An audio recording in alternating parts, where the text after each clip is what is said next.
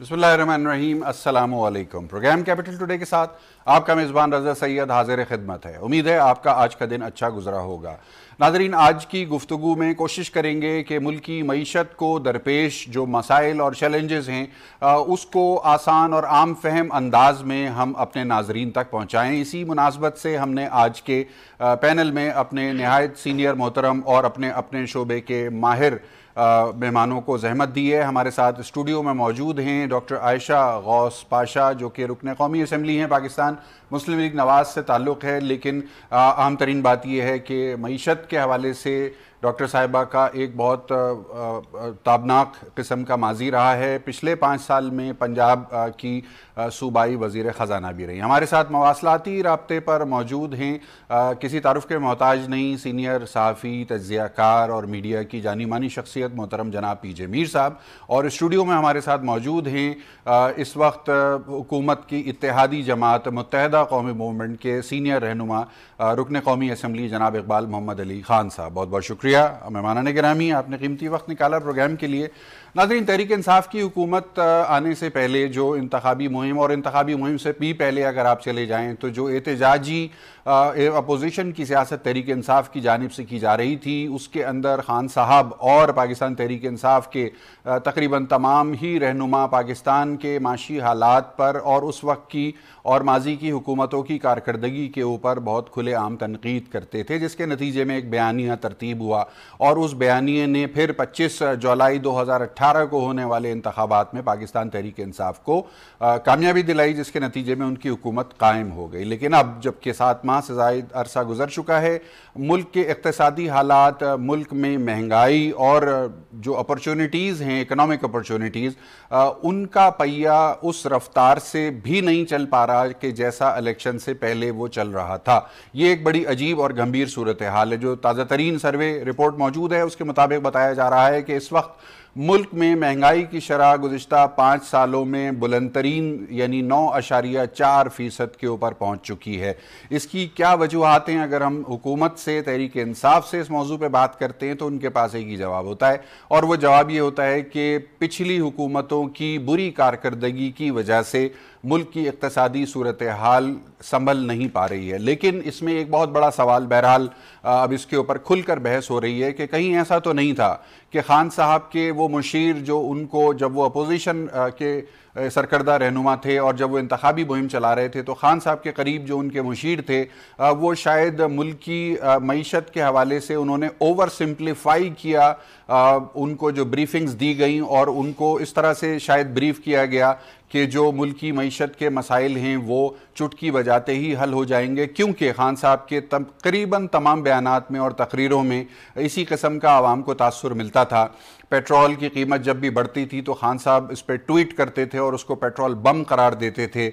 और इसी नौयत के जो दीगर इक़दामात हैं, टैक्स की कलेक्शन के हवाले से माजी की हुकूमत के ऊपर खान साहब की बड़ी कड़ी तनकीद थी। लेकिन अब सूरत हाल ये है कि माली साल अपनी तकमील की तरफ पहुँच रहा है, लेकिन FBR के जो टैक्स के अहदाफ हैं वो उससे बहुत ज़्यादा दूर नज़र आ रहा है, जिसकी वजह से इनडायरेक्ट टैक्सेस एक मरतबा फिर आवाम की जेबों में हाथ डालकर पैसे निकालने का पुराना आजमूदा कार और घिसा पिटा तरीका इस्तेमाल किया गया कल, जबकि तकरीबन 7% इजाफा किया गया पेट्रोलियम मसनूआत की कीमतों में।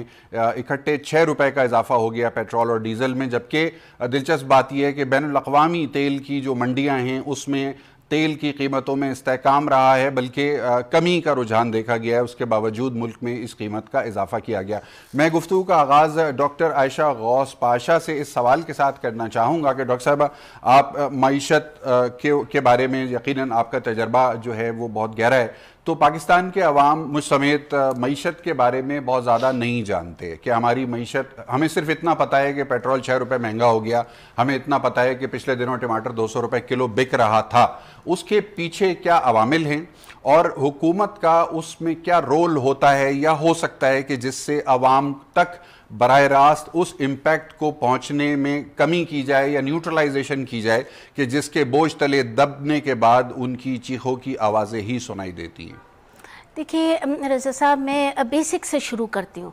देखिए, इस वक्त जो हमारे पास इकॉनमी को 2 बहुत बड़े खसारों का सामना है।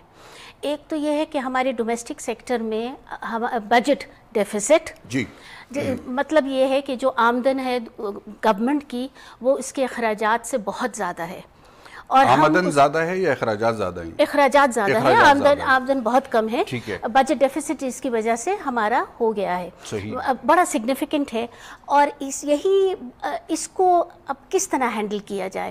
اب دیکھیے، اب گھر کے اگر میں آپ کو مثال دوں، اگر ایک گھر میں آمدنی کم ہو اور اخراجات اس کے زیادہ ہوں اور کنسسٹنٹ لیول پہ زیادہ ہوں، تو وہ خاندان کیا کرتا ہے؟ وہ باہر سے بورو کرتا ہے، وہ اپنے یا گھر کا سامان بیچتے ہیں، اگر کوئی مجبوری یہ میں کہنے والی تھی، گھر کا سامان کچھ بیچتے ہیں، اپنے اخراجات کچھ کم کرنے کی کوشش کرتے ہیں، یا یہ سوچتے ہیں کوئی دوسری جاب واب کر لیں تاکہ آمدنی کے ذرائع بڑھ جائیں۔ ہم پاکستان کو بھی آپ اسی طرح لے لیں، کیونکہ خسارہ اتنا زیادہ بڑا ہوا ہے اس وقت، سننے میں یہ آ رہا ہے، سارے اینالسٹ کہہ رہے ہیں کہ یہ سال جب بند ہوگا تو شاید ہم 7% آف دا GDP، 7% ہماری جو گراس ڈومیسٹک پروڈکٹ ہے اس کا ہمارا خسارہ ہو جائے گا، سارے انڈیکیشنز یہ ہیں۔ اب اس کو کیسے کریں؟ آمدنی بڑھانے کے لیے ٹیکس لگائیں، ٹیکسز تو بڑھ نہیں رہے ہیں، آپ نے ابھی حال ہی میں دیکھا ہوگا جو ہمارا بجٹڈ ٹارگٹ تھا ٹیکس کا، اس میں بھی کوئی 300 ارب سے زیادہ کی کمی ہو رہی ہے، شارٹ فال ہو رہی ہے، تو آمدنی تو بڑھ نہیں رہی۔ نان ٹیکسز میں بھی زیادہ گنجائش نہیں ہے بڑھانے کی۔ لیکن قطع کلامی کی معذرت ڈاکٹر صاحبہ، اس کے اندر ایک تاثر ہے، ہو سکتا ہے کہ آپ اس سے متفق نہ ہوں، یہ بھی کہا جاتا ہے نجی محفلوں میں کہ جو تاجر برادری ہے پاکستان کی، بالخصوص پنجاب کی جو تاجر برادری ہے، اس کی پاکستان مسلم لیگ نواز کے ساتھ بڑی پرانی الائنمنٹ ہے، ظاہر ہے آپ 10 سال آپ کی حکومت رہی ہے وہاں پہ، تو اس کی وجہ سے بھی کچھ ابہام پائے جاتے ہیں ان کے ذہنوں میں، اور وہ لوگ بھی کچھ ایسی کشمکش میں ہیں کہ ان کو یہ اطلاعات ملتی ہیں کہ شاید یہ بجٹ بھاری پڑ جائے گا خان صاحب کی حکومت کے اوپر، تو شاید نون لیگ کو دوبارہ کوئی موقع مل جائے گا اقتدار میں آنے کا، تو اس کی وجہ سے بھی تحریک انصاف کی حکومت اور تاجر برادری کے درمیان وہ باہمی اعتماد اور ورکنگ ریلیشن بن نہیں پا رہی جو ملکی معیشت کے پہیے کو آگے بڑھانے کے لیے نہایت ضروری ہوتی۔ کیا کہیں گی اس پہ؟ دیکھیے، یہ پالیٹکس تو اس میں جو بھی ہوگی وہ ہوگی، لیکن بس سوچنے کی بات یہ ہے کہ یہ جو پرابلم ہے یہ ہماری آج کی اور کل کی پرابلم نہیں ہے، یہ کنسسٹنٹلی سالہ سال سے چلتی چلی آ رہی ہے، تو یہ ایک سٹرکچرل پرابلم ہے پاکستان میں۔ ہم اپنے وسائل سے زیادہ ایز اے نیشن خرچ کر رہے ہیں، ڈومیسٹکلی بھی اور ایکسٹرنل بھی، یعنی جو ہماری انکم ہے ہماری ایکسپورٹ سے، وہ ہماری امپورٹ کا جو ہمیں خرچہ کرنا پڑتا ہے وہ اس سے کنسسٹنٹلی کم رہی ہے، تو یہ خسارے ہم نے ہماری اکانومی کو برے حال پہ لے آئے ہیں۔ اب یہ آپ نے بات کی مہنگائی کیوں ہوئی؟ مہنگائی ہونے کا تین بڑی وجوہات کلیئرلی بتاتی ہوں۔ ایک تو اس لیے ہوتی ہے مہنگائی جب میکرو اکانومی پہ ہوتی ہے کہ جو یہ جو بجٹ خسارہ میں آپ کو بتا رہی ہوں، وہ جب کم ہوتا ہے تو آپ بورو کرتے ہیں، آپ قرضے لیتے ہیں، وہ قرضے آپ کے اوپر سستے تو پڑتے نہیں ہیں۔ اس وقت پچھلے 7 مہینوں میں گورنمنٹ نے جس طرح اسٹیٹ بینک سے پیسے چھاپوائے ہیں، قرضے لیے ہیں، وہ انہوں نے کوئی پچھلے ریکارڈز توڑے ہیں۔ آلریڈی ہمارا 6 مہینے کے اندر جو بجٹ ڈیفیسٹ تھا وہ 1 ٹریلین سے زیادہ ہے، یعنی 1000 بلین سے زیادہ، 1000 ارب سے بلین سے زیادہ ہمارا خرچہ رہا ہے، ڈیفیسٹ رہا ہے، جس کی وجہ سے اسٹیٹ بینک سے بورو کیا گیا۔ اور بورو اسٹیٹ بینک سے کیسے کرتے ہیں؟ وہ نوٹ چھاپتے ہیں، وہ نوٹ چھاپتے ہیں تو آپ کے پاس مہنگائی کا ایک بہت ہی بڑا، جسے کہنا چاہیے اس کی بڑی انفلیشنری امپیکٹ ہوتا ہے، وہ مہنگائی بڑھاتا ہے۔ دوسرا بڑی وجہ مہنگائی بڑھانے کی یہ ہے۔ قطع کلامی کر رہا ہوں، کیا کرنا چاہیے تھا ان کو اس صورتحال میں؟ اگر آپ ہوتی، وزارت خزانہ آپ کے پاس ہوتی، تو آپ کیا کرتی کہ جس سے یہ نہیں ہوتا جو ہو گیا؟ دیکھیں میں آپ کو بتاتی ہوں، اس وقت ہمیں دیکھیں نا، بورو تو اس لیے آپ نے زیادہ کرا کہ آپ کی انکم نہیں بڑھ رہی تھی اور آپ کے ایکسپینڈیچر آپ کٹ بیک نہیں کر پا رہے تھے۔ پہلا راستہ تو وہی تھا نا کہ کٹ بیک کریں، تو ہم نے باتیں بہت سنی کہ ہم بڑی جیسے کہنے چاہیے آسٹیریٹی میجرز لے رہے ہیں، ہم کٹوتی کر رہے ہیں، لیکن آپ نمبرز دیکھیے نا، گروتھ ریٹ اس دفعہ کرنٹ ایکسپینڈیچر غیر ترقیاتی اخراجات میں جو گروتھ ریٹ ہے وہ پچھلے سال کے مقابلے میں زیادہ ہے۔ ہاں، آپ نے وہ نہیں کر پائے، آپ باوجود اس کے کہ بڑی محنت کری آپ نے، آپ سے وہ ہو نہیں پایا موجودہ حکومت سے۔ پھر اس کے ساتھ آپ نے کیا کیا؟ ڈیولپمنٹ کو کاٹ دیا۔ اب ڈیولپمنٹ کے اس کے اپنے نیگیٹو اثرات ہوتے ہیں، وہ میں آپ کو بھی 2 منٹ میں بتانے والی ہوں. دیکھیے وہ اس سے اکنامک گروتھ پہ بڑا فرق پڑتا ہے. گروتھ نیچے جاتی ہے، گروتھ جب نیچے جائے گی تو انمپلائمنٹ بڑھتی ہے جی، اور پھر جب ساتھ ہی ساتھ آپ کے پاس انفلیشن اتنا بڑا ہو، یعنی جو قیمتیں اتنی تیزی سے بڑھ رہی ہوں، تو آدمی، ایک عام آدمی کیسے پھلے پھولے گا؟ انکم اس کی ہو نہیں رہی ہے، اخراجات اس کی جو انفلیشن ہے، پرائسز بڑھتے چلے جا رہے ہیں، تو وہ بیچارے کو اپنے معیار زندگی برقرار کرنے میں مشکل ہو جاتی ہے. یعنی جسے کہنا چاہیے نا، 2 وقت کی روٹی میز پہ لانے کے لیے اس کو ذرا پریشانی ہو جاتی ہے. تو یہ عام آدمی کے لیے بہت ہی بڑا، جسے کہنا چاہیے پسنے والی بات ہو جاتی ہے. تو ایک تو انہوں نے بوروئنگ بڑھائی انفلیشن بڑھانے کے لیے. دوسرا ایک اور چیز جو بہت امپورٹنٹ ہے، آپ نے ذکر کر دیا، یہ قیمتوں کے سارے، چاہے پیٹرول ہو، گیس ہو، بجلی ہو، وہ سب کی قیمتیں جو ہے آپ نے بہت بڑھا دیں. اس کا عام آدمی کے اوپر پھر سے اثر بہت پڑ گیا. تو یہ جب آپ کی اکنامک میجرز اس طرح کے ہوں گے اور جو انفلیشنری ہوں گے، اکنامک میجرز جب آپ کے ایسے ہوں گے کہ جو گروتھ کو کم کرے گا، امپلائمنٹ کے مواقع کم کر رہا ہوگا، تو اس سے پاورٹی بڑھتی ہے. اور عام آدمی کے لیے یہ اقدامات بہت ہی، جیسے کہنا چاہیے، پریشرائزنگ اور برڈنسم ہو جاتے ہیں، یعنی بہت پس جاتا ہے ایک عام آدمی. ٹھیک ہے، پی جے میر صاحب سے اگر ہمارا رابطہ بن گیا ہو تو ہم ان کی طرف جانا چاہیں گے. اقبال محمد علی صاحب، ایم کیو ایم پاکستان صاحب کا تعلق ہے، حکومت کے اتحادی ہیں، اور روایتی طور پر ایم کیو ایم پاکستان سے جب گفتگو ہوتی ہے تو کراچی یا سندھ اربن کے معاملات پر ہی گفتگو رہتی ہے. لیکن میں چاہوں گا کہ ہم، آپ سینئر پارلیمنٹیرین ہیں، 3rd ٹائم پارلیمنٹ میں ہیں، 4th ٹائم میرا خیال ہے آپ پارلیمنٹ میں، تو آپ کا جو تجربہ ہے حکومت کے اتحادی کی حیثیت سے، کرٹیسزم، آپ کا جو ووٹر ہے، جہاں سے آپ آئے ہیں، جو آپ کا حلقے کا ووٹر ہے، وہ کس حد تک خوش ہے موجودہ حکومت کی کارکردگی سے؟ دیکھیں، میں ایک بات بتاؤں کہ حکومت کی الائز ہونا ایک الگ بات ہے، عوام کے مسائل، عوام کا نمائندہ ہونا ایک الگ بات ہے، عوام کا نمائندہ ہونا الگ چیز ہے، اور عوام کے مسائل جو ہیں وہ اپنی جگہ ہیں. صحیح. کیونکہ میں جو مہنگائی کا اس وقت بحران آیا ہوا ہے، اس وقت 9.4% تک اس وقت ہو گئی. اب آپ یہ دیکھیے کہ کل ہی پیٹرول کے جو ایک دم 6 روپے بڑھا دیے. اب 6 روپے بڑھنے سے پھر گیس کے، اور ابھی ہو سکتا ہے اور بڑھنے، ایل پی جی، آج ایل پی جی بھی اطلاع ہے، ایل پی جی بھی ہے، تمام چیزیں ہیں. مگر سب سے بڑی بات یہ ہے کہ حکومت کو یہ سوچنا پڑے گا کہ بہت ساری چیزوں کے اندر اپنے اس کے اندر کٹ کرنا پڑے گا.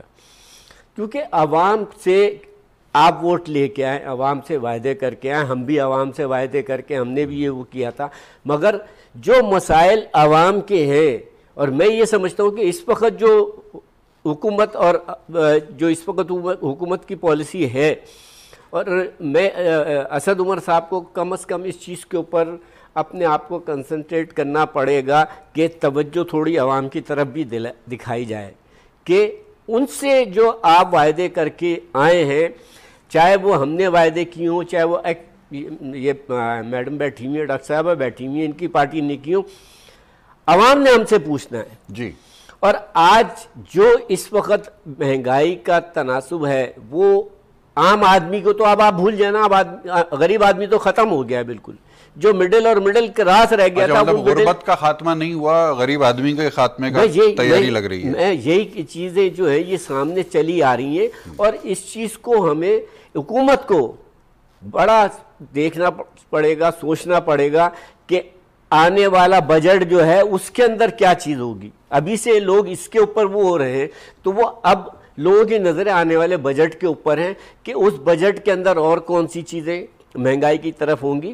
اور یہ تمام چیزوں کے ساتھ ساتھ آپ کو جو ہے نا اپنی پالیسی کو جو ہے نا وہ واضح کرنا پڑے گا کہ ہر چیز، جو بھی پالیسی ہے آپ کی، چاہے آپ کے آپس کے مسئلے ہوں، چاہے ہمارے ہوں، تو اس چیز کے اوپر جو ہے نا عوام کو، جب ہم عوام کے اندر جاتے ہیں تو عوام سے یہ سوال کرتی ہے کہ پانی نہیں ہے، بجلی نہیں ہے، گیس نہیں ہے. ایک تو یہ تمام چیزیں مسئلہ چل رہا ہے آپ کا. تو بجلی کا مسئلہ، اب یہ دیکھیں الیکٹرک کے اوپر بھی کچھ پیسے بڑھنے والے ہیں، کچھ آنے والا ہے، پھر گیس کے اوپر یہ ساری چیزیں.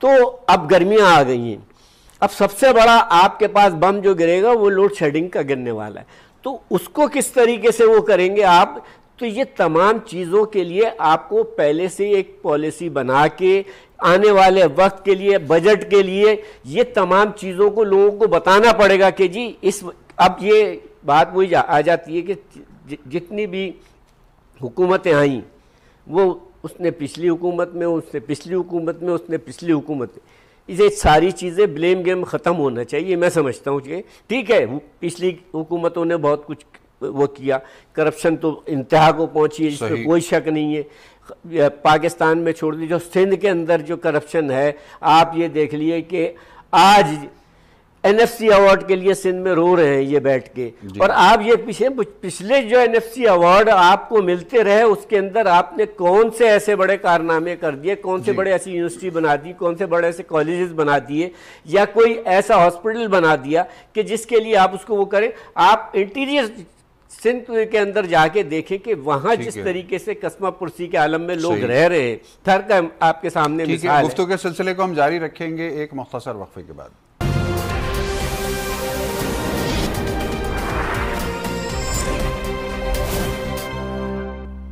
وقفے کے بعد خوش آمدید. ڈاکٹر عائشہ غوث پاشا، پاکستان میں جو ورکنگ ہے حکومت کی، اس میں منتخب نمائندوں کے ساتھ، پارلیمنٹ کے ساتھ، کابینہ کے ساتھ ایک اہم ترین کردار ہوتا ہے بیوروکریسی کا. ہر ڈپارٹمنٹ کا ایک پورا ہائرارکل اسٹرکچر ہوتا ہے جس کی سربراہی سیکٹری صاحب کرتے ہیں، اور ان کے نیچے ایک پوری چین ہوتی ہے کمانڈ کی. اور یہ بات بھی عوام کے علم میں ہے کہ بیوروکریسی ہی دراصل ذمہ دار ہوتی ہے فائل ورک، پیپر ورک اور کافی حد تک پالیسی میں انپٹ دینے کی بھی. جو حالات حاضرہ ہیں یا حالات و واقعات ہیں اس کا ڈیٹا بھی بیوروکریسی ہی فراہم کرتی ہے. تو بیوروکریسی تو پاکستان کی وہی ہے جو آپ لوگ چھوڑ کر گئے تھے. اب ایسا کیوں لگ رہا ہے کہ وہ بیوروکریسی انڈر پرفارم کر رہی ہے، یا شاید اس بیوروکریسی کو وہ کوپریشن نہیں دے پا رہے ہیں حکومت کو، اپنے پولیٹیکل باسز کو جو روایتی طور پہ وہ دیتے رہے ہیں یا ان کو دینا چاہیے؟ اس کی کیا وجوہات لگتی ہیں آپ کو؟ دیکھیے آپ بالکل ٹھیک بات کر رہے ہیں.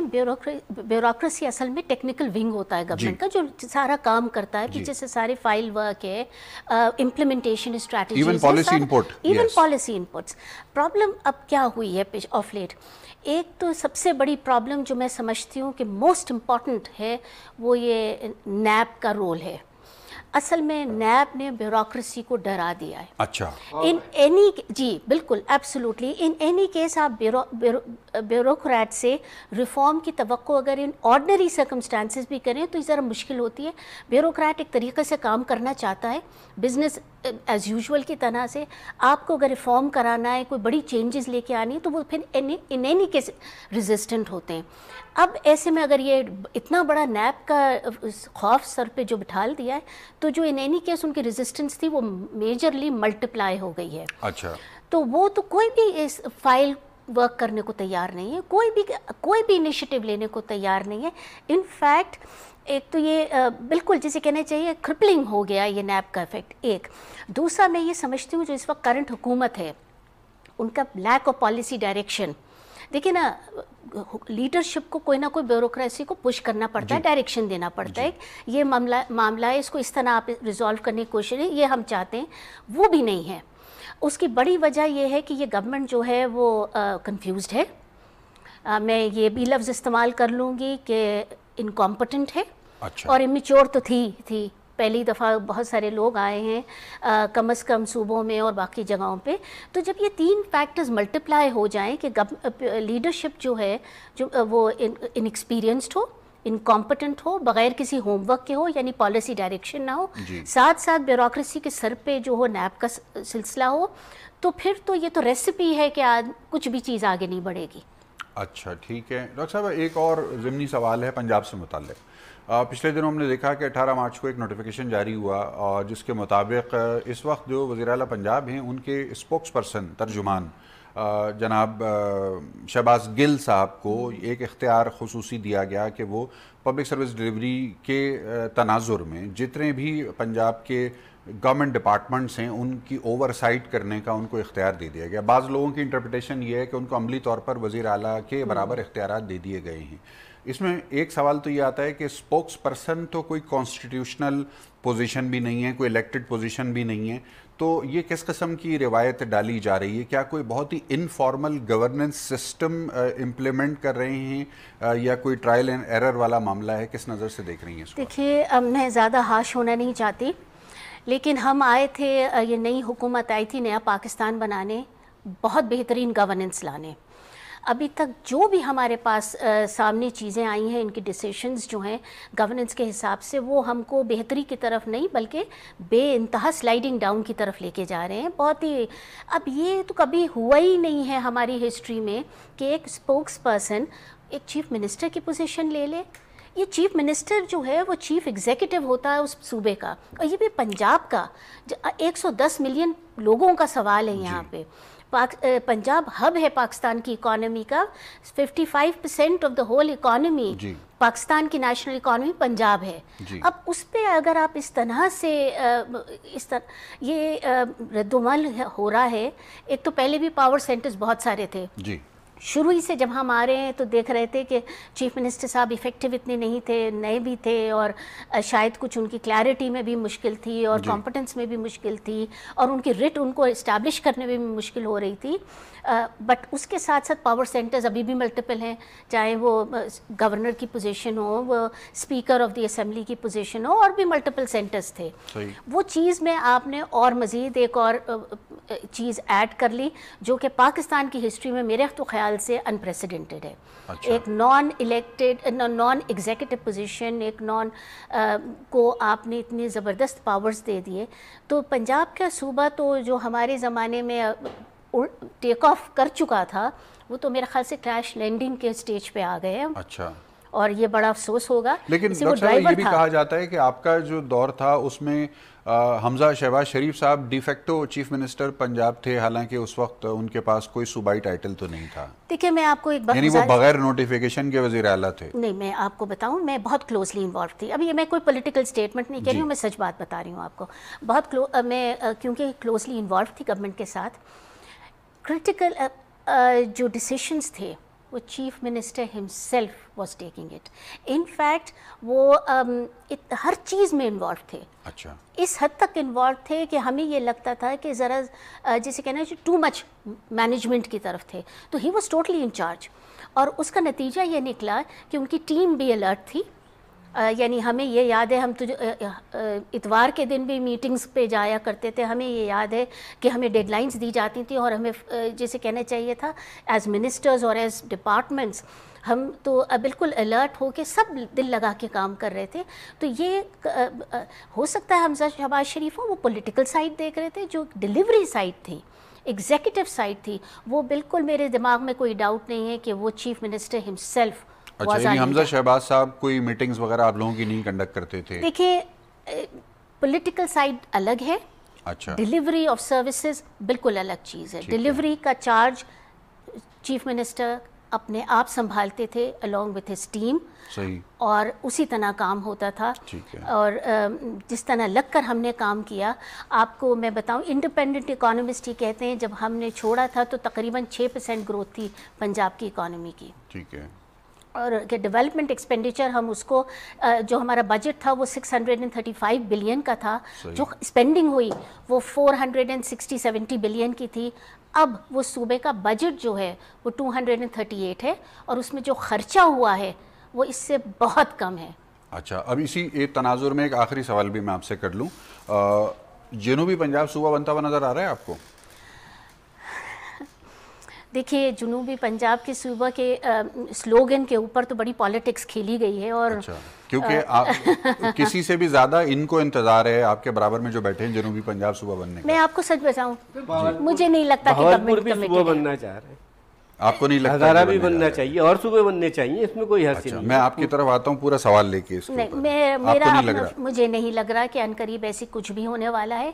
اور یہ سب پالیٹکس کی باتیں تھیں کہ یہ ساؤتھ پنجاب کو یہ ڈپریویشن ہے، یہ وہ، اور ہم آن کے بڑا تیر مار دیں گے۔ دیکھتے ہیں کیا ہو رہا ہے، وہ تو پورے صوبے کا کو اس وقت ڈاؤن جا رہے ہیں وہ، لیکن مجھے صوبہ بنتا ہوا اگر گورنمنٹ سنسیئر ہوتی، میں دل سے چاہتی ہوں کہ جب گورنمنٹ جو بھی، لیکن لوگوں سے جماعت کے سربراہ نے باقاعدہ آفر کیا تھا ہم کوآپریٹ کریں گے فلور آف دا ہاؤس پہ کہ ہم تیار ہیں آپ کو مطلوبہ سپورٹ دینے کے لیے۔ ہم تو بالکل کہہ رہے ہیں، ہم کہہ رہے ہیں کہ آئیے، آپ کا وعدہ تھا آپ کریں، اور اگر اس سے بہتری آ رہی ہے تو چلیں، ہم آپ کا ساتھ دیں گے۔ لیکن آپ کا حکومت کی کنوکشن پہ آپ کو بھروسہ نہیں ہے کہ وہ یہ کرنے جا رہے ہیں؟ Major doubts. ٹھیک ہے، تو ملک کی معیشت کو سہارا دینے کے لیے کیا اب عوام کو 5 سال انتظار کرنا پڑے گا، کسی نئی حکومت کے آنے کا انتظار کرنا پڑے گا، یا کوئی اصلاح احوال درمیان میں ہو سکتے ہیں؟ دیکھیے، 208 ملین پاکستانیوں کی خاطر جی میری دل کی خواہش یہ ہے، اور جب یہ حکومت بنی تھی تو اپوزیشن نے بھی یہی بات کہی تھی، آپ آگے بڑھیں، ہم آپ کا ساتھ دیں گے۔ ہم نے چارٹر آف دی اکانومی کی بھی بات کری کہ آپ چلیں، بہت ساری اسٹرکچرل پرابلمز ہیں، مل بیٹھ کے سلجھاتے ہیں، اور پاکستانیوں کی 208 ملین پاکستانیوں کے بارے میں سوچتے ہیں اور وہ اقدامات اٹھاتے ہیں جو عام آدمی کی زندگی میں بہتری لے کر آئیں۔ ہم نے تو شروع سے یہ کہا تھا، لیکن اور ہم ابھی بھی چاہتے ہیں کہ یہ گورنمنٹ جو ہے گیئر اپ ہو جائے۔ بہت ہو گیا انیکشن، جی بہت ہو گیا کنفیوژن، بہت ہو گیا لیک آف ہوم ورک تو بالکل تھا، لیکن میں یہ کہہ رہی ہوں کہ اگر بے شک لیک آف ہوم ورک اس وقت تھا، اب تو آئے ہوئے 7 مہینے ہو گئے، اب کتنے عرصہ اور لگے گا معاملات سلجھانے کے لیے؟ ہم چاہتے ہیں کہ آگے بڑھیں، لیکن اس وقت جو آثار نظر آ رہے ہیں، اب بھی IMF جا رہے ہیں، اچھے پیکج جا رہا ہے، برا پیکج جا رہا ہے، کوئی سگنلنگ ٹھیک آ نہیں رہی، ابھی کلیئرٹی ابھی بھی نہیں نظر آ رہی کہ ہو رہی ہے۔ تو for the sake of 207 million people ہم ان کو گڈ لک کہتے ہیں، اور یہ بھی کہتے ہیں آگے بڑھیں، لیکن جو ابھی تک عمل درآمد ہوا ہے، جو باتیں سامنے نظر آئی ہیں، اس سے آپ مطمئن نہیں؟ اس سے ہمیں کوئی مطمئن ہونے کے کسی بھی ایسپیکٹ پہ، نہ ایکسٹرنل اکاؤنٹ میں، نہ ڈومیسٹک اکاؤنٹ میں، نہ گروتھ میں، نہ روزگار بنانے کے لیے، اور نہ غریب آدمی۔ آپ نے ابھی بات کی کہ عام آدمی کی، جو انہوں نے سوشل پروٹیکشن پروگرام لانچ کیا ہے، وہ لگتا یہ کہ ان کی کوئی لمبی سی وش لسٹ ہے، بے انتہا وعدے ایز آلویز کر دیے ہیں، اس پہ کیسے عمل درآمد ہوگا، اس کے لیے وسائل کہاں سے آئیں گے، کون ڈیلیور کرے گا، کوئی کلیئرٹی ایز آلویز نہیں۔ یہ سب سے بڑا سوال ہے۔ پی جے میر صاحب السلام علیکم۔ وعلیکم السلام جناب علی، ملک کی معیشت پر گفتگو ہو رہی ہے، حالیہ سروے کا ذکر ہوا، 9.4% تک مہنگائی کی شرح بڑھ چکی ہے، بتایا جا رہا ہے کہ یہ پچھلے 5 سالوں کی بلند ترین سطح ہے۔ امید کی کوئی کرن نظر آتی ہے آپ کو؟ آپ کس طرح سے اس صورتحال سے باہر نکلتے ہوئے دیکھ رہے ہیں موجودہ حکومت کو؟ دیکھیں، ہم ہر وقت یہی بات کرتے ہیں کہ جی معیشت چلی گئی ہے، ہم بات کرتے ہیں کہ بھائی وہ ایک عام آدمی کو ایک ریلیف نہیں ملا۔ جی کبھی سوچا آپ نے کہ آپ تو ٹیکس دینے کے بالکل روادار نہیں ہیں، لائق بھی نہیں ہے۔ آپ نے کبھی سوچنا ہے کہ بھائی ہم نے ٹیکس دیں گے تو ملک آگے چلے گا؟ جو بھی حکومت آئی ہے، ہم نے یہی ایک بحث، یہی ایک آپ کہہ لو کہ ایک بیانیہ ہم دیتے رہے، یہی بیانیہ، یہی argument. The answer is look after your people on a permanent level۔ ہم کیا کرتے ہیں؟ جو بھی حکومت آتی ہے it is on a short term adhocism کے اوپر، and that is not the answer۔ The answer is کہ بھائی look on the long run۔ آج کی حکومت کیوں نہیں بات کر رہی ہے؟ اس لیے نہیں کر رہی ہے کہ اگر یہ کوئی ڈراسٹک ایفیکٹس لے کے آئیں گے تو وہ کہیں گے اور اس حکومت کو نکالو، پچھلی حکومت کا بھی یہی تھا، اس سے پہلے بھی یہی تھا۔ ہم کبھی بھی اپنے الیکٹورل کالج کو ہم ایجوکیٹ نہیں کرتے۔ ہم آپ کہہ لو کہ چھوٹی چھوٹی لالی پاپس، چھوٹی چھوٹی وہ آپ کہہ لو کہ یہ میٹھی میٹھی گولیاں دیتے ہیں۔ No, that is not the answer۔ Educate the people۔ جب تک آپ اس کو ایجوکیٹ نہیں کرو گے آپ آگے نہیں جاؤ گے۔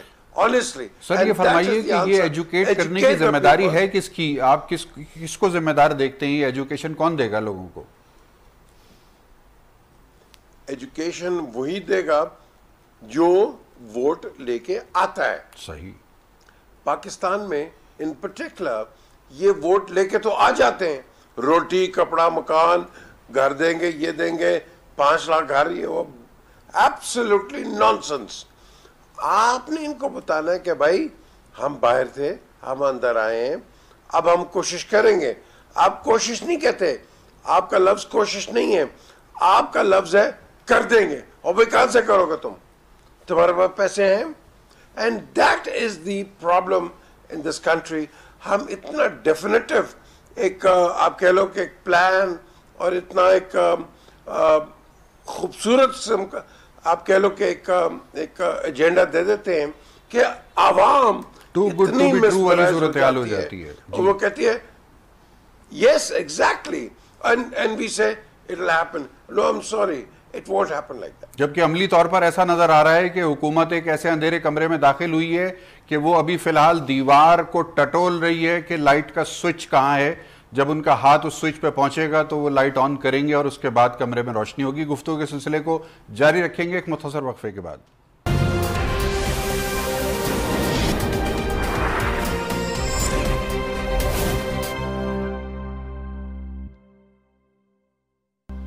وقفے کے بعد ایک مرتبہ پھر خوش آمدید. اقبال محمد علی خان صاحب رکن قومی اسمبلی پاکستان کے ایم کیو ایم کی نمائندگی کرتے ہیں. اقبال صاحب, پاکستان کو اس وقت سب سے بڑا چیلنج جو ہے وہ معیشت کا ہے.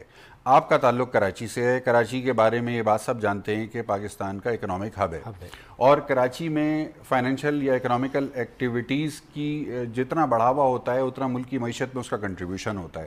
اس وقت کیا صورتحال ہے کراچی میں؟ بتایا گیا ہے کہ وزیر اعظم نے کراچی پیکیج کا وعدہ کیا ہے. یہ کوئی فیشن بن گیا ہے کہ جب بھی کوئی نیا وزیر اعظم کراچی جاتا ہے تو وہ ایک کراچی پیکیج کا اعلان کرتا ہے, بعد میں پھر اس کے اوپر عمل درآمد کتنا ہے کیا ہے اس کے بارے میں تو زیادہ پتہ نہیں لگتا. کیا کہیں گے اس کے اوپر؟ دیکھیں, یہ بات آپ نے صحیح کہی کہ جب بھی جو بھی گورنمنٹ آئی اس نے آگے کراچی کے اوپر بات کی, پیکیج کا اعلان کیا, مگر اس کے بعد کوئی اس کے اوپر عمل نہیں ہوا. جی. اور میں یہ سمجھتا ہوں کہ اس وقت جو عمران خان صاحب وزیر اعظم پاکستان جو ہیں کراچی میں مختلف دورے جلسے کرتے رہے اور وہاں پہ انہوں نے باقاعدہ لوگوں کو ہوپ دلا کے آئے تھے کہ ہم یہاں پہ کراچی پیکیج دیں گے. جی.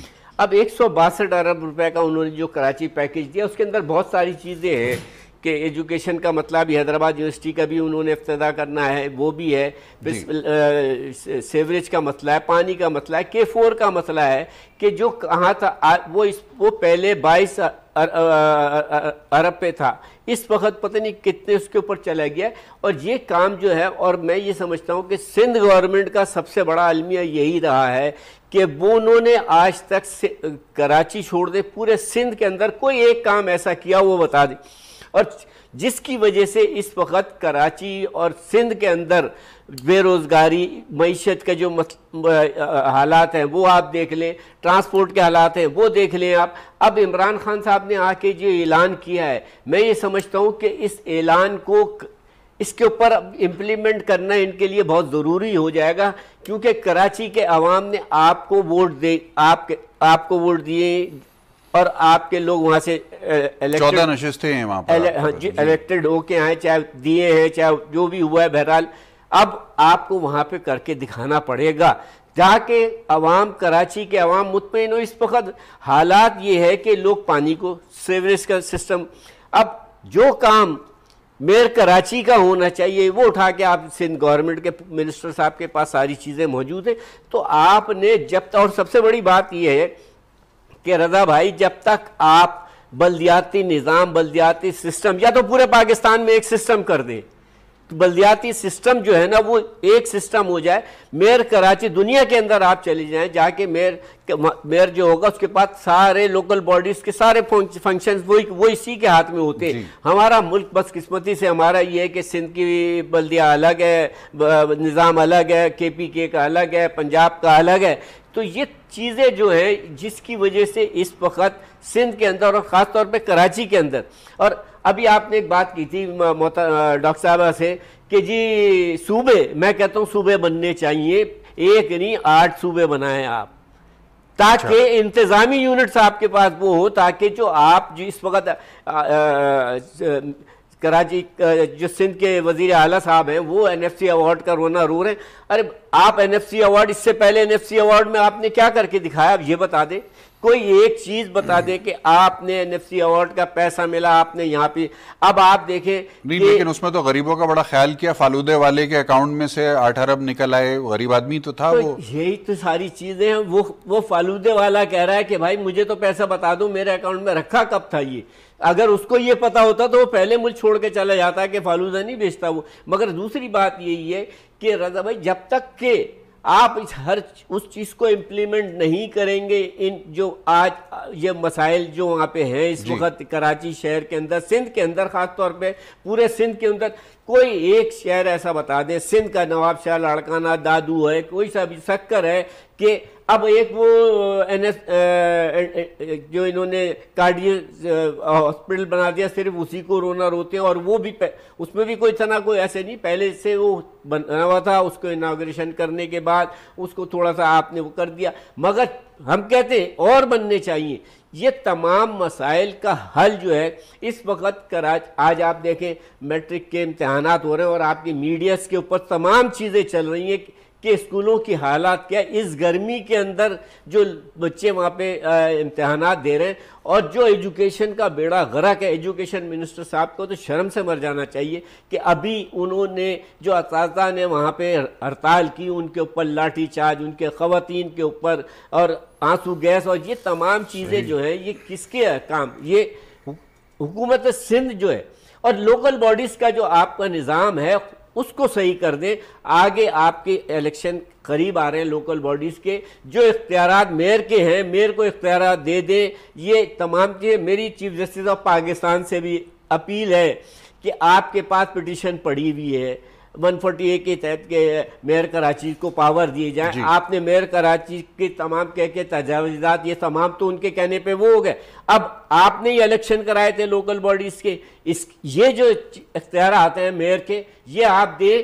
ہم پھر آپ سے پھر عوام اور لوگ ہم سے وہ سوال کر سکتے ہیں کہ جی اب بتائیے اب آپ کو کس چیز کی ضرورت ہے, تمام چیزیں آپ کے پاس ہے, ساری چیزیں. ایک چیز ذرا بھائی اور میں آپ کی طرف دوبارہ آتا ہوں. پی جے میر صاحب ایک سوال ہے, تھوڑا دو فولڈ ہیں اس کویسچنز کی.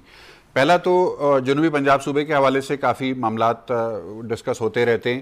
چھوٹے صوبے یا اسمالر ایڈمنسٹریٹو یونٹ بنانے کی دلیل میں بہت ساری باتیں ہوتی ہیں. اب اس کا جواب دیجیے گا, لیکن اس تناظر میں دیجیے گا کہ جو ملک کی معیشت کی بگ پکچر ہے اس میں ہمیں نظر یہ آتا ہے کہ ہمیں کسی ڈاؤن سائزنگ یا رائٹ سائزنگ کی طرف جانا چاہیے. تو ایسے میں چھوٹے یونٹس بنا کر کیا ہم ڈاؤن سائزنگ یا رائٹ سائزنگ کے برخلاف جا کر اپنے اخراجات کو مزید بڑھا تو نہیں لیں گے؟ دیکھیں, آپ بڑے یونٹ بنا لیں, چھوٹے یونٹ بنا لیں, جو میرے بھائی نے ابھی بات کی ہے, he has hit the nail on the spot. جی, ہم ہر چیز ایک ایڈوکزم پہ چل رہے ہیں. آپ ایک ٹانکا پٹی کے ساتھ اس ملک پہ چلا رہے ہیں. یار آپ لانگ ٹرم پہ چلو, ہم لانگ ٹرم پہ نہیں چل رہے. کیوں؟ کیونکہ جینیٹک پرابلم یہ ہے رضا, جینیٹک پرابلم یہ ہے کہ جو مرضی آپ کر لو, میں ایک کا ڈیبیٹ کر لوں گا, دلائل دے دوں گا, anybody else. بات یہ ہے کہ آپ کا الیکٹورل سسٹم ہی کرپٹ ہے. جب آپ کا الیکٹورل سسٹم ہی کرپٹ ہے کہ جس میں آپ پیسہ دے کے ووٹ لو گے, تو I'm sorry, you will not ever move forward. یہی وجہ ہے کہ ہمارے ملک کے اندر کوئی چیز نہیں چلتی. اب انہوں نے ایک بات کی, بڑی انٹرسٹنگ بات کی اور امپورٹنٹ بات کی, کہ لوکل گورنمنٹ کو آپ نے کوئی امپورٹنس دی نہیں ہے. آج نہیں, پہلے بھی نہیں دی. لوکل گورنمنٹ کو جب آپ امپورٹنس نہیں دیں گے تو آپ مجھے بتا دو آپ کیا ڈیلیور کرو گے؟ کوئی نہیں ڈیلیور کر سکتے. ہم کیا کرتے ہیں کہ جو بھی حکومت آئے گی اس کو پتہ ہی نہیں ہے کہ میں نے کیا کرنا ہے, پاور اس کے پاس ہے نہیں ہے, وہ نعرے لگا دے گا میں یہ کروں گا, میں وہ کروں گا. It doesn't happen. Local government کو جب آپ امپاور نہیں کرو گے آپ آگے نہیں چلتے. یہ MPs, MNAs, senators even now, وہ کیا کہتے ہیں, نالی بنا لو, یہ گلی بنا لو. Oh yeah, that is not the job. The job is legislation. Local ground level کے اوپر آپ نے ان لوگوں کو رسپانسبلٹی دینی ہے جو میں سمجھتا ہوں کہ آپ ٹوٹلی نگلیکٹ کر رہے ہو. کراچی کی آپ بات کر رہے ہو. Karachi is perhaps one of the few cities in the world کہ جس کے پاس بیچ ہے, ہر چیز ہے. آپ چلے جاؤ کراچی میں بھی, آپ کو کراچی کے سمندر سے بدبو نظر آتی ہے. کیوں؟ untreated water is going out in Karachi from the sea. آپ مچھلی کھا رہے ہو, اس میں مرکری ہے, لیکن no one is bothered. No one is bothered. Leghari के अंदर से चले जाओ, आपको बताऊं रजा, $450 million, 450 million gallons of water has to be treated, जो कि कैपेसिटी है. आप देखो कितना अंदर अनट्रीटेड पानी जा रहा है जी. फिर उसी मछली के अंदर खानी खा रहे. यार क्या हम करें इस मुल्क के साथ? वी आर नॉट रियलाइजिंग कि हम अपने मुल्क के साथ कर क्या रहे हैं. कौन रिस्पॉन्सिबल है? अब आप मुझे बताओ. इकबाल साहब, कौन जिम्मेदार है जी? ये बड़ा अहम सवाल उठा दिया पीजे मीर साहब ने. हुकूमत जिम्मेदार, चाहे कोई भी हुकूमत आई. आप हुकूमत का हिस्सा हैं. देखें, हम वही हम कह रहे हैं ना, मगर हम हुकूमत का हिस्सा जरूर है. हमें पावर दे, मेरे को पावर दे, फिर हमारे ऊपर जिम्मेदारी डाल दे, तो फिर हम करके दिखाते हैं क्या. आपके पास 2 मिनिस्ट्रियां हैं, आपको और कितनी पावर चाहिए?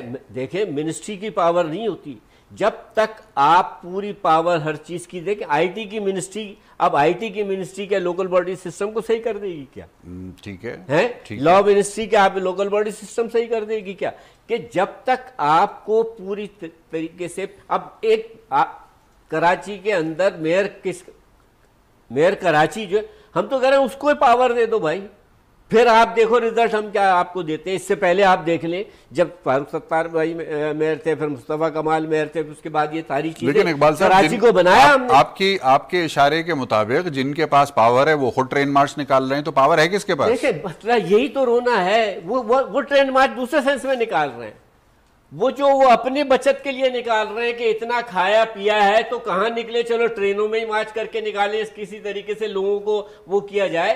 तो असल चीज तो ये है कि उनसे हिसाब लिया जाए, कि उनसे पूछा जाए कि किस खाते में आप ट्रेन मार्च कर रहे हो, कौन सी आसमान गिर पड़ा आपके ऊपर, कौन सी तूफान आ गया. क्योंकि तूफान ये आ गया कि जी चेक एंड बैलेंस आपने एहतसाब का अमल है. और दूसरी चीज ये कि अक्रॉस द बॉर्डर एहतसाब होना चाहिए. जैसा अभी आपने बात की थी कि ब्यूरोक्रेसी, वो नहीं, ब्यूरोक्रेसी के ऊपर भी ये एहतसाब का खौफ तारी हुआ है कि वो सही तरीके से अपनी उसको काम नहीं कर सक रहे. मैं ये कहता हूँ कि ये तमाम चीज़ों को उस वक्त तक सही नहीं हो सकता कि जब जो करने वाले, जो करता धरता है, कि वो इस चीज़ को लेके बैठे, वो करके बैठे. हाँ, आज हमने इस निज़ाम को सही करना. जब तक आप निज़ाम सही नहीं करेंगे, आप इसी तरीके का रोना रोते रहेंगे, ये चीज़ होती रहेगी. हम फिर बैठेंगे, फिर यही बातें होंगी. मगर उस वक्त तक, जब तक कि आपका निज़ाम, आप ये तय कर दे कि जी ये निज़ाम है, ये लाइन खींच दे कि इस लाइन से आगे नहीं चलना है, तो मैं समझता हूँ कि बिल्कुल सारे मसाइल का खुद ब खुद निकले. पीजे मीर साहब, last minute, any possibility of quick fixes in our current situation? None, absolutely none. ये हम बड़ी बातें करते हैं theoretically कि जी ये होना चाहिए, ये हो जाएगा, फलाना होगा. It won't happen. देखो, ब्यूरोक्रेसी की बात करते हो, आपको पता है अंग्रेज ने यह सिस्टम छोड़ा था, section, junior section, junior secretary, ये फलाना फलाना फलाना. क्यों? क्योंकि हमारे सिस्टम में और हमारी नियत के अंदर एक एतबार ही नहीं था. आज भी मैं आपको बताऊं रजा कि सेक्शन ऑफिसर पाकिस्तान के अंदर बहुत बड़ा और बहुत पावरफुल आदमी है. क्यों? आपका सिस्टम वही है. ये बड़े सेक्रेटरी आएंगे, बड़े joint secretary, deputy secretary, additional secretary, बात करनी है इसने सेक्शन ऑफिसर ने. अब बात यह है कि हमने अपने ब्यूरोक्रेसी को खुद ही गंदा कर लिया. पुलिस आपके सामने है, कस्टम्स आपके सामने है, आप दूसरे इदारे ले लो, हमने खुद ही हर एक को गंदा कर लिया. अब आपका जो सवाल है, ये कौन ठीक करेगा? ये एक ही आदमी ठीक करेगा जब ये सबको इंडिपेंडेंट कर दे. हम इंडिपेंडेंट नहीं करेंगे. क्यों? मुझे याद है कि जब ये निज़ाम का सिस्टम आया था, I was very much involve in it, लेकिन चीफ मिनिस्टर के पास उसने कहा मैंने पुलिस की पावर्स नहीं देनी. और भाई क्यों नहीं देनी तुमने? जब पुलिस की पावर्स ही नहीं देनी जो कि basic ground and grass level है, तो फिर आप मुझे बता दो क्या करोगे आप? सही. And that is where our problem lies. ठीक है जी, बहुत बहुत शुक्रिया पी जमीर साहब, बहुत बहुत शुक्रिया इकबाल मोहम्मद अली खान साहब और डॉक्टर आयशा गौस पाशा. कीमती वक्त निकालने का कोई क्विक फिक्स फ़िलहाल नज़र नहीं आ रहा है. मुल्की मईशत की सूरत हाल लॉन्ग टर्म पॉलिसी मेजर्स की मुतकाज़ी है. امید کی جا سکتی ہے، خواہش کی جا سکتی ہے، دعا کی جا سکتی ہے، مطالبہ کیا جا سکتا ہے حکومت سے کہ وہ عوام کو ریلیف دینے کے لیے اپنی ترجیحات کو زیادہ تیز رفتاری سے اور زیادہ مؤثر انداز سے اس کا تعین کریں تاکہ پاکستان کے عوام ان مشکلات سے باہر نکل سکیں جس کا شکار وہ ایک طویل عرصے سے ہیں۔ اپنا بہت خیال رکھیے گا، کل انشاءاللہ ایک نئے موضوع کے ساتھ آپ کی خدمت میں دوبارہ حاضر ہوں گے۔ جی پاکستان کی